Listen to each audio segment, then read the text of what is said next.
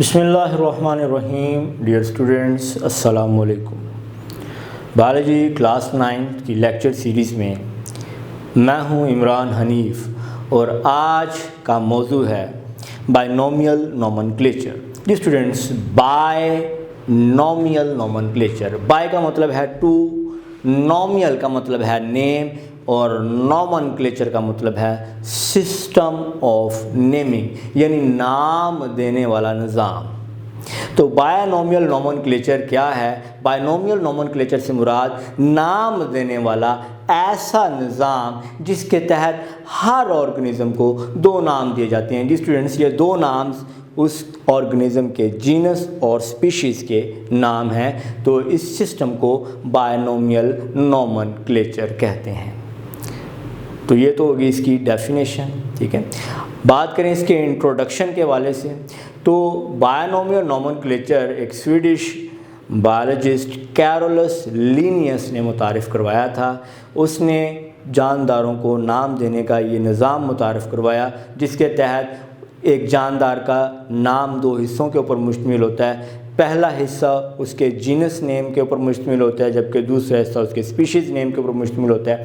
अब Carolus Linnaeus का ये नाम देने वाला निज़ाम इतना मकबूल हुआ, इतना पसंद किया गया कि इसके बाद तमाम जानदारों को साइंस की ज़बान में एक साइंसी नाम दिया जाने लगा।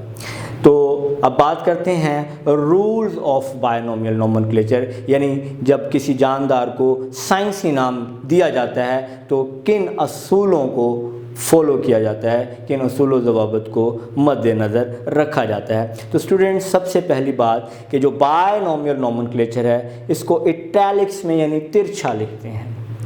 तो जब हैंड रिटन होगा, इटैलिक्स में तो हो गया ना कि उसको तिरछा करके टेढ़ा करके लिख रहे हैं जब हम कंपोज कर रहे हैं उसको, लेकिन जब हम राइटिंग कर रहे होते हैं, जब हम लिख रहे होते हैं तो उस वक्त तो हम वैसे ही तिरछा लिख रहे होते हैं। तो इस केस में क्या करते हैं, उसको अंडरलाइन कर लिया जाता है। ये पहला रूल हो गया। दूसरा रूल क्या है कि जो बायनोमियल नोमेनक्लेचर है ये दो नामों पर मुश्तमिल होगा। पहला नाम जीनस का होगा, दूसरा नाम स्पीशीज़ का होगा। जो जीनस नेम है वो कैपिटल लेटर से स्टार्ट होगा, जबकि स्पीशीज़ नेम को कैपिटलाइज नहीं किया जाएगा। तीसरे रूल की बात करते हैं। तीसरा रूल ये कहता है कि जब पहली दफ़ा किसी जानदार का साइंसी नाम लिख रहे हैं, मिसाल के तौर पे एस्केरिशिया कोलाई, अब ये नाम है एक बैक्टीरियम का जो कि पाया जाता है माहौल में, डाइजेस्टिव सिस्टम में भी इंसान के हो सकता है, ई कोलाई। तो ये एक बैक्टीरियम है एस्केरिशिया कोलाई। अब जब पहली दफ़ा इसका नाम लिखेंगे तो पूरा लिखेंगे, लेकिन ये नाम बहुत लंबा और मुश्किल है। अगर इस बैक्टीरियम की बार बार बात हो रही है, पहली दफ़ा हमने पूरा नाम लिख लिया, अगली दफ़ा जब हम ये नाम लिखेंगे उस पैराग्राफ में तो जीनस का जो कैपिटल लेटर था, जो फर्स्ट लेटर था, एस्केरिशिया है तो एस्केरिशिया में जो फर्स्ट लेटर जिसको हमने कैपिटलाइज किया वो ई था। तो हम जीनस में सिर्फ फर्स्ट लेटर लिखेंगे, डॉट डालेंगे और स्पीशीज़ नेम लिख देंगे, यानी एस्केरिशिया कोलाई को ई कोलाई लिखेंगे। हमने बात डेफिनेशन की भी की, इंट्रोडक्शन की भी बात हुई, रूल्स ऑफ बायनोमियल नोमेनक्लेचर की भी बात हुई। अब बात होगी students significance of binomial nomenclature की, यानी ये नाम देने वाला निज़ाम क्यों ज़रूरी है। अब जहाँ तक ताल्लुक़ था सेम ऑर्गेनिज़म डिफरेंट नेम्स का, तो उसमें हमने ऑनियन की एग्ज़ाम्पल देख ली।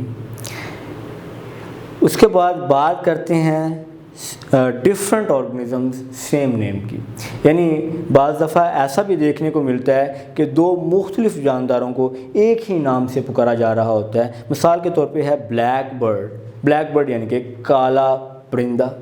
अब ब्लैक बर्ड के लिए ये जो टर्म यूज़ की गई है ब्लैक बर्ड, इसमें क्रो और रैवन दोनों आते हैं। क्रो ये कौवा है और रैवन ये पहाड़ी कौवा होता है, ये आम कौवे से थोड़ा बड़ा होता है। तो जब बात होगी ब्लैक बर्ड की, नहीं पता चलेगा कि ये क्रो की बात हो रही है या ये रैवन की बात हो रही है। अगेन क्या होगी, कन्फ्यूजन क्रिएट होगी।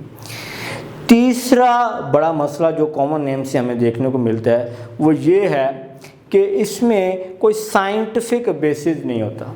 मिसाल के तौर पे फ़िश किसे कहते हैं? एक ऐसे ऑर्गेनिज़म को कहते हैं जो कि वर्टिब्रेट है, जिसमें वर्टिब्रल कॉलम, रीढ़ की हड्डी मौजूद होती है। ठीक है। और ये फ़िश जो है इसमें गिल्स होते हैं, ये पानी में तैरती है और पानी से जो है वो गिल्स के ज़रिए रेस्पायर करती है। इसमें फिन्स होते हैं तैरने के लिए, इसको हम फ़िश कहते हैं।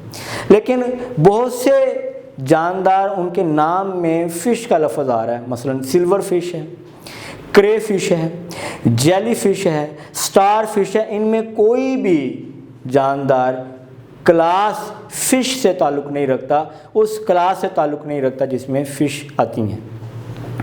अब ये जो नाम आपके साथ डिस्कस किए गए हैं, इनमें कुछ आर्थ्रोपोड्स हैं, कुछ इंसेक्ट्स हैं, कुछ फाइलम इकाइनोडर्मेटा से ताल्लुक़ रखते हैं, यानी मुख्तलिफ ग्रुप से ताल्लुक़ रखते हैं। कोई भी क्लास फ़िश से ताल्लुक़ नहीं रखता, लेकिन इनके नाम के साथ फ़िश आ रहा है, तो अगेन यहाँ पर कन्फ्यूजन क्रिएट होगी। अब बात करते हैं सिग्निफिकेंस ऑफ बायनोमियल नोमेनक्लेचर की। तो जो बायनोमियल नोमेनक्लेचर है वो एक स्टेबल सिस्टम है क्लासिफिकेशन का, जिसमें पूरी दुनिया में अगर बात अनियन की हो रही होगी तो पूरी दुनिया में साइंस की ज़बान में, साइंटिफिक वर्ल्ड में उसको एलियम्स कैपा के नाम से पुकारा जा रहा होगा।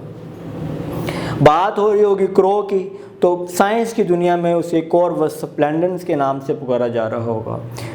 बात होगी स्टार फिश की, तो पूरी दुनिया में साइंस की ज़बान में उसे एस्टेरियास रूबन्स के नाम से पुकारा जा रहा होगा। तो पूरी दुनिया की जो कम्युनिटी है साइंस की, वो कम्युनिटी उसको एक ही नाम से पुकार रही होगी। हर जगह जहाँ पर भी वो साइंसी नाम बोला जाएगा, साइंटिस्ट को पता चल जाएगा ये किस जानदार का जिक्र हो रहा है।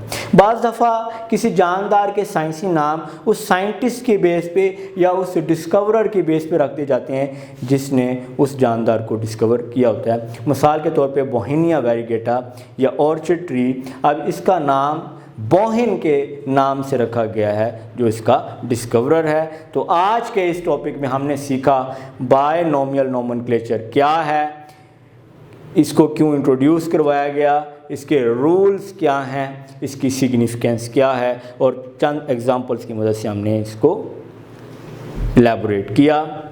आज के लिए इतना ही। अपना ख्याल रखें, दुआ में याद रखें और चैनल को सब्सक्राइब ज़रूर करें। अस्सलामु अलैकुम, अल्लाह हाफ़िज़।